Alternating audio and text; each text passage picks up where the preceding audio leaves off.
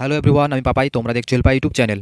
আজকের এই ভিডিওতে আমি তোমাদের সাথে আলোচনা করব বৌদ্ধ ও জৈন ধর্ম থেকে গুরুত্বপূর্ণ কিছু এমসিকিউ প্রশ্ন উত্তর। এই প্রশ্নগুলি WBP, KP, food SI, SSC GD ও এমটিএস এছাড়াও সমস্ত রকমের চাকরি পরীক্ষার জন্য অতি গুরুত্বপূর্ণ। তোমরা অবশ্যই ভিডিওটিকে প্রথম থেকে শেষ পর্যন্ত মনোযোগ সহকারে দেখে নেবে। তাহলে চলো দেখে নিই আজকের ভিডিও। দেখে নেব আজকের প্রথম প্রশ্ন নম্বর 1। জৈন ধর্মের 23তম তীর্থঙ্কর কে ছিলেন? তো জৈন ধর্মের 23তম তীর্থঙ্কর কে ছিলেন? তো সঠিক উত্তর হয়ে যাবে অপশন বি, পার্শ্বনাথ ছিলেন জৈন ধর্মের 23তম তীর্থঙ্কর। মোট 24 জন তীর্থঙ্কর ছিলেন। প্রথম তীর্থঙ্কর হলেন ঋষভনাথ বা ঋষভদেব, দ্বিতীয় তীর্থঙ্কর হলেন অজিতনাথ এবং 23তম তীর্থঙ্কর হলেন পার্শ্বনাথ এবং 24তম বা শেষ তীর্থঙ্কর হলেন ভগবান মহাবীর। দেখে নেব নেক্সট প্রশ্ন নাম্বার 2। জৈন ধর্মের সবচেয়ে গুরুত্বপূর্ণ মৌলিক নীতি কি? তো জৈন ধর্মের সবচেয়ে গুরুত্বপূর্ণ মৌলিক নীতি কি ছিল? তো সঠিক উত্তর হয়ে যাবে অপশন ডি, অহিংসা ছিল জৈন ধর্মের সবচেয়ে গুরুত্বপূর্ণ মৌলিক নীতি। নেক্সট প্রশ্ন নাম্বার 3। জৈন ধর্মে দুটি সম্প্রদায় বিভক্ত ছিল, সেটি কি নামে পরিচিত? জৈন ধর্ম যে দুটি সম্প্রদায় বিভক্ত ছিল সেটি কি নামে পরিচিত?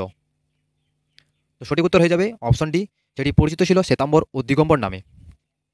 তো শ্বেতাম্বর বলতে বোঝায় যেসব জৈনরা শ্বেত বস্ত্র পরতেন তাদেরকে বলা হতো শ্বেতাম্বর, এবং দিগম্বর যারা কোনই বস্ত্র পরতেন না তাদেরকে দিগম্বর বলা হতো। তো প্রশ্ন নাম্বার 4। প্রথম যৌন সমাবেশ কোথায় অনুষ্ঠিত হয়েছিল? তো প্রথম যৌন সমাবেশ অনুষ্ঠিত হয়েছিল অপশন এ, পাটলিপুত্রে। তো পাটলিপুত্রে প্রথম যৌন সমাবেশ অনুষ্ঠিত হয়েছিল। প্রথম যৌন সমাবেশ 300 খ্রিস্টপূর্বাব্দে অনুষ্ঠিত হয়েছিল এটি, এবং এটি স্থূলভদ্রের সভাপতিতে এই সভা অনুষ্ঠিত হয়েছিল। দেখে নেব নেক্সট প্রশ্ন নাম্বার 5। ভগবান মহাবীর কোথায় মোক্ষ লাভ করেন? ভগবান মহাবীর কোথায় মোক্ষ লাভ করেন? তো সঠিক উত্তর হয়ে যাবে অপশন সি, পাপাপুরীতে ভগবান মহাবীর মোক্ষ লাভ করেন। নেক্সট প্রশ্ন নাম্বার 6। তীর্থাঙ্কর শব্দটি নিচের কোন ধর্মের সাথে সম্পর্কিত? তীর্থাঙ্কর শব্দটি নিচের কোন ধর্মের সাথে সম্পর্কিত? সঠিক উত্তর হয়ে যাবে অপশন সি, জৈন ধর্মের সাথে সম্পর্কিত তীর্থাঙ্কর শব্দটি। তো মোট 24 জন তীর্থাঙ্কর ছিলেন। তো প্রথম তীর্থাঙ্কর হলেন ঋষভনাথ, এবং দ্বিতীয় তীর্থাঙ্কর হলেন অজিতনাথ, 23তম তীর্থাঙ্কর হলেন পার্শ্বনাথ এবং 24তম তীর্থাঙ্কর হলেন মহাবীর। প্রশ্ন নাম্বার 7। নিম্নলিখিত শাসকদের মধ্যে কে জৈন ধর্ম গ্রহণ করেছিলেন? নিম্নলিখিত শাসকদের মধ্যে কে জৈন ধর্ম গ্রহণ করেছিলেন? তো সঠিক উত্তর হয়ে যাবে অপশন এ, চন্দ্রগুপ্ত মৌর্য জৈন ধর্ম গ্রহণ করেছিলেন। নেক্সট প্রশ্ন নাম্বার 8। বর্ধমান মহাবীর কোন রাজবংশের অন্তর্ভুক্ত ছিলেন? বর্ধমান মহাবীর কোন রাজবংশের অন্তর্ভুক্ত ছিলেন?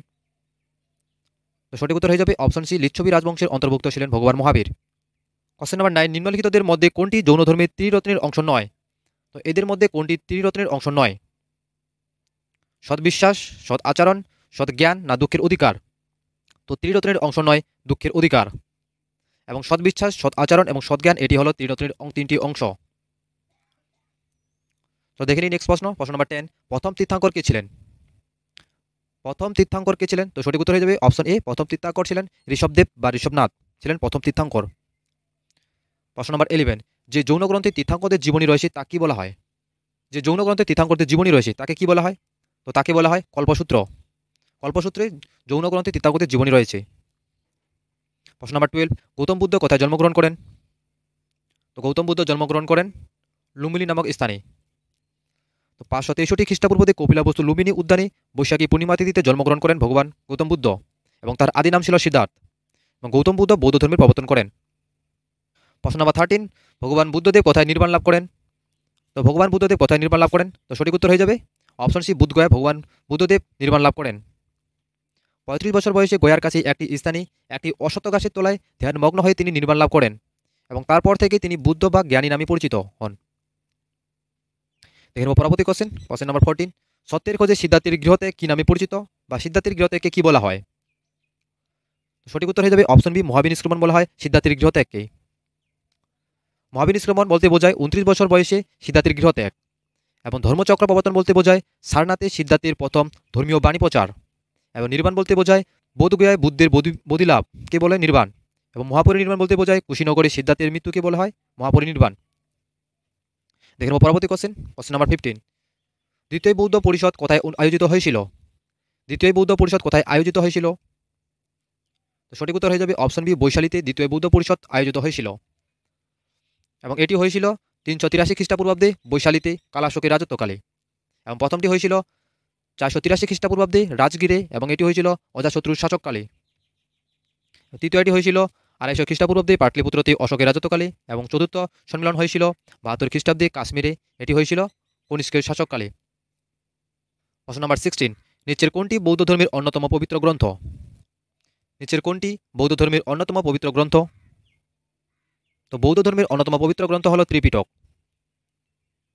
তো ত্রিপিটক এটি হলো বৌদ্ধ ধর্মের প্রধান ধর্মগ্রন্থ এবং তিনটি পিটক হলো বিনয় পিটক, সূত্র পিটক এবং অভিধর্ম পিটক হলো এই তিনটি পিটক। প্রশ্ন নম্বর 17, বুদ্ধ মহাপরিনির্বাণ কোন স্থানে লাভ করেন? বুদ্ধ মহাপরিনির্বাণ কোন স্থানে লাভ করেন? তো সঠিক উত্তর হয়ে যাবে মহাপরিনির্বাণ লাভ করেন কুশীনগরে।